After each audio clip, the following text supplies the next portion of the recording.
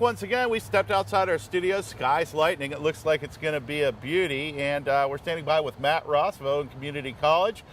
Matt, earlier we talked about taking care of our shrubs with the drought, the heat we've seen this summer. It's been a full-time job, really. And we want to focus on the plants now because they've had a hard time as well. Yeah, and they'll tell you that they're having a hard time by discoloring their leaves.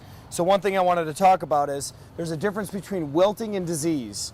So one thing you might be looking at is with your cucumbers, your melons, your watermelons, you might notice that there's a powdery white substance that's on your leaves when they're wrinkling. Okay. That doesn't mean add water because you're actually looking at powdery mildew or downy mildew depending on what you're looking at, and those can spread by water. So if you have cucumbers or anything in the cucurbit family, you want to avoid overwatering now in response to the fact that it's a disease, not the drought that might be making your leaves curl. Is the mildew because you're watering too much? It could be because you're watering too much or you're watering overhead instead of underneath. Gotcha. You're wetting the leaves and not the roots. Correct. Okay. And then with some of your other plants like this Virginia that we have here, it's going to let you know that it's wilting by turning brown, and it normally starts towards the end of the leaves, works its way in. And they get crispy. Yeah, definitely crispy. And the thing here is that this is a perennial, so it's coming back next year. So just start taking off those leaves, and you can do it by hand, or you can do it using some pruners here. And you're just going to take off any leaf that's got that brown on it. Okay. And when you're done, it's going to look pretty naked for the first couple weeks. Sparse. Right? And one way to help that is by giving it a quick dose of fertilizer. Okay. Now, instead of using a slow release or a granular fertilizer that you might be thinking about, it's best to use something that's water soluble. Something like this Jack's fertilizer, or even your Miracle Grow that's going to give it a quick fix, quick drink right away to help boost it.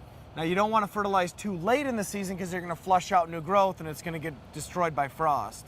So you want to avoid those late September, early October fertilizations. So you want to do it the first half of September at the latest? At the latest. Okay. Yep. Maybe this weekend would be a good time. For all your perennials. Now, if it's an annual or a tropical, like this brown bamboo, it's going to tell you that its leaves are wilting. And then you're just going to clip those off. And this one you can fertilize all the way until the time it dies, because it's going to die at that first frost if you don't bring it inside. And then will you cut this back as well? I actually wouldn't. I'd leave all the other leaves intact. I would just take out all the brown stems that I'm cutting out of here.